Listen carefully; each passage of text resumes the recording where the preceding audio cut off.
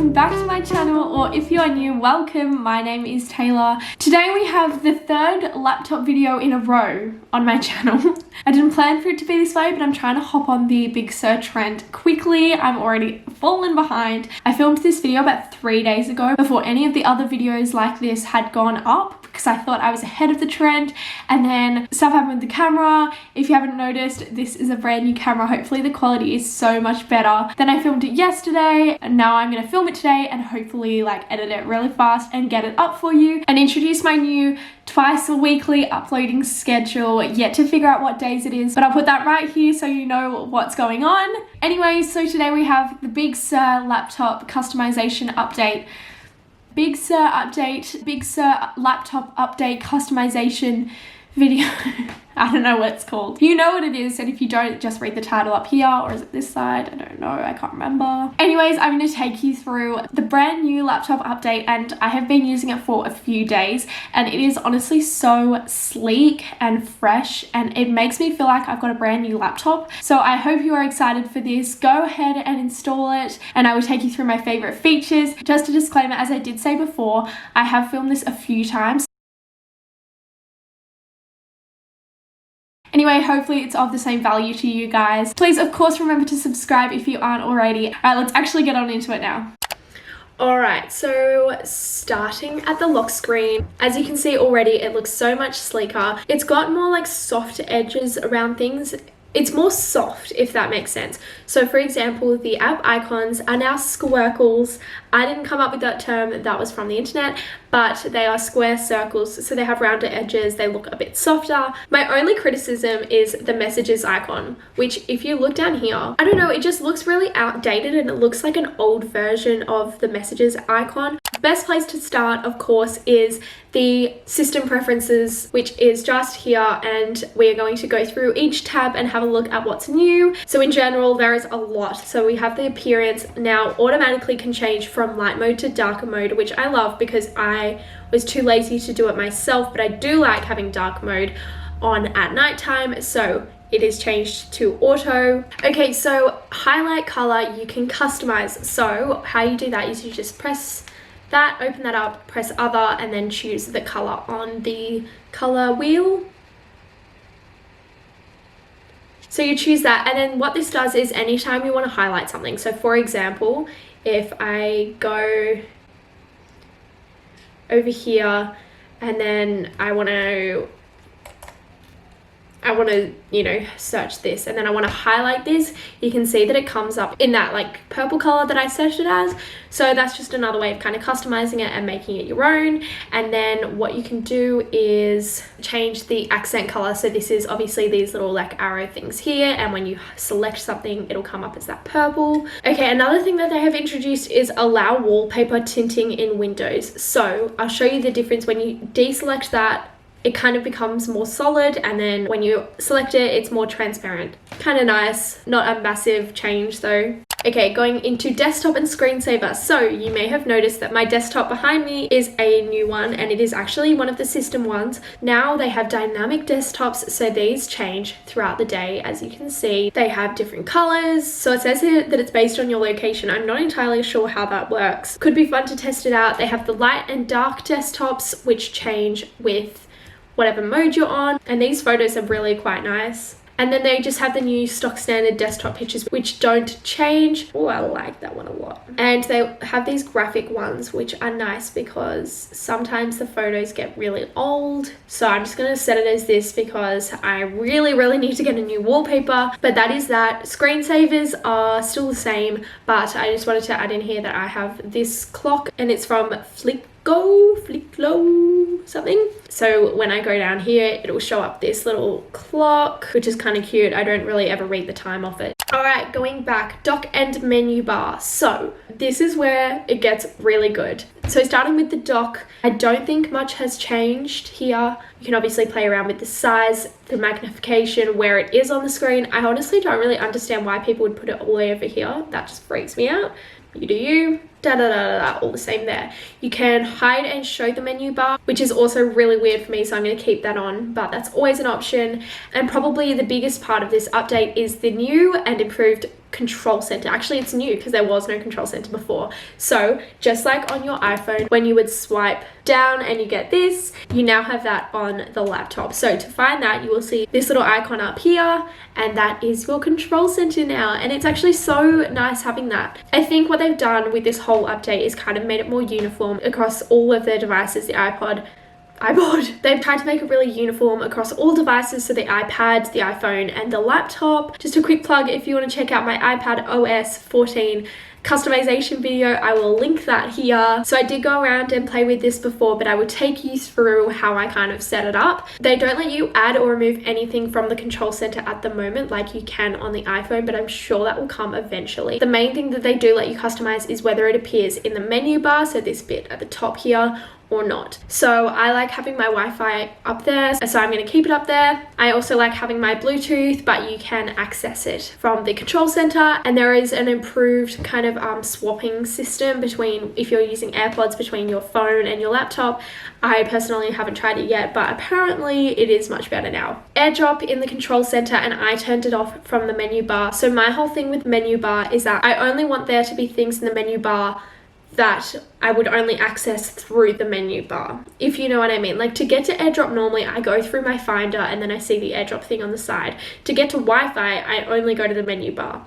So that was my kind of logic behind what goes there and what doesn't. So then the other thing they do have for some of the features is show when active. So for example, do not disturb, it will show when it is active, and I don't really care if that's showing or not.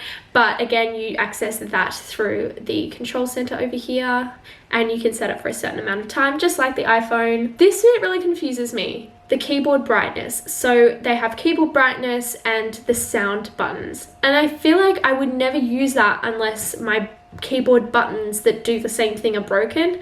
I just feel like, I don't know. Oh, I forgot to mention that a really easy way of getting things from the control center also into the menu bar is just to click them and drag them up like that. Keyboard brightness, again, is up there as well, just over here. Again, I have keys for that, so I'm never going to use that up there, but that's okay. Screen mirroring, that's always fun. Again, when active, I have that in my menu bar, so I can just, you know, turn it off pretty easily. And I think one of the best features of Control Center, I don't know, it's so tiny, but it's so nice, is to have the now playing. So for example, you can see here that I was recently playing Spotify, and I love it because I feel like Spotify was so slow on the whole iOS 14 widget thing, and it's nice that they've been integrated into the Big Sur update. Okay, then they have accessibility shortcuts, which I personally don't use. And battery, I have in my menu bar because I need to see it all the time. My battery actually dies at 80%. So when it gets to like 85, I'm like running to the charger. Fast user switching, I'm the only one who uses this laptop, so I don't need it. Clock, you can customize the settings of how you want to see the clock, and it gives you a little preview here, which is nice in case you can't see it over there. But that was there before this update. Well, that was there before this update, so that probably is set up for you already. So Spotlight. Spotlight is the search function, so I access it by going command space, and apparently it has been improved to be faster and more responsive, which is so interesting because literally the day before I downloaded this update, I got the app called Alfred, I think it's called.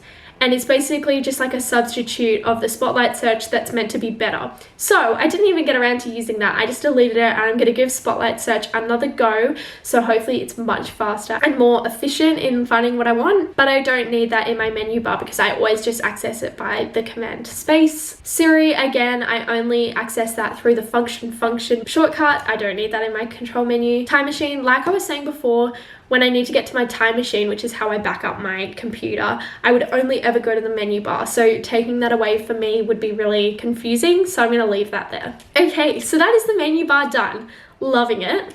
And I just wanted to say as well, and this will come up later, is that, you know, with the iOS 14 and the widgets and stuff, some of the apps were on top of it and some of them were really slow. And so I think even like Apple itself will kind of like improve it and refine it over time. Siri, Spotlight, language, notifications, internet accounts,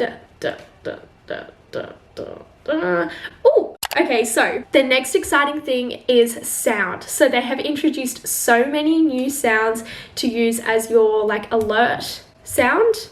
I don't know if you can hear them through my screen recording. I don't think you do, but I went with breeze. It's quite nice. So anytime, you know, when you like hit the wrong button or like something doesn't respond, that's the sound that it makes instead of like the ding.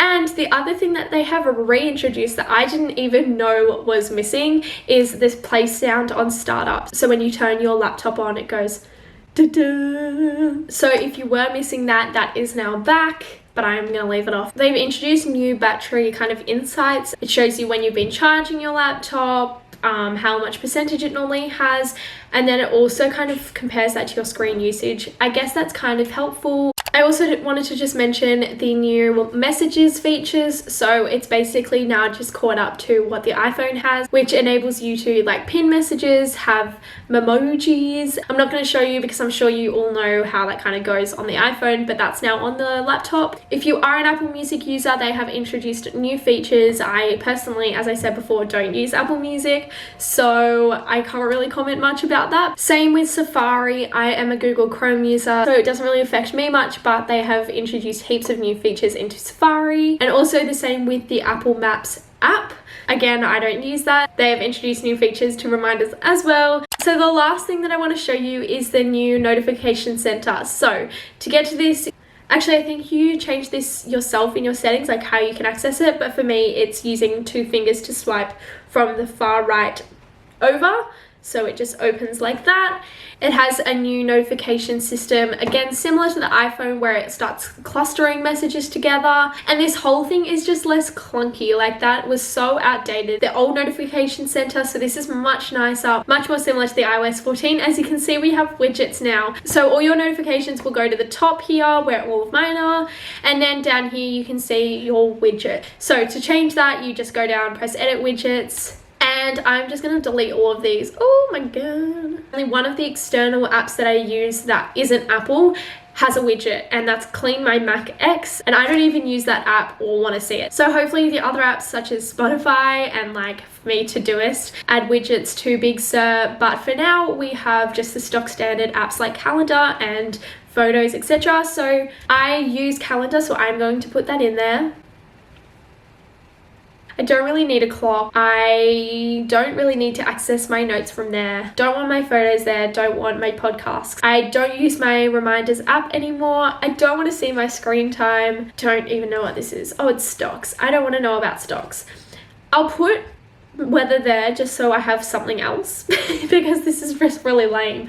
I'll be interested to see how much we use it, because I'm not gonna lie, I've had this update downloaded for about 3 days now, and I have not swiped across to this notification center once yet or looked at these widgets. I am hoping that they will let us put widgets on our desktop, so like be able to drag them out and put them over here. That would be really cool. I'm loving it. I love the new feel, and I would totally recommend updating. I'm always scared to update because I feel like it's going to be really laggy and like glitchy, but this has been so fast compared to the old version. Like, I literally updated my computer and it felt like, as I said before, a brand new computer. It was so fast, so sleek, so fresh looking, so bright. Oh, anyway, well done, Apple. I love your work. So I hope you enjoyed that video and found it useful. Let me know in the comments if you have updated yet to Big Sur and what you think of it. And of course, if you have any other customization tips for me, I would love to hear them, so comment them down below as well. And I will see you for my next video next week. Bye!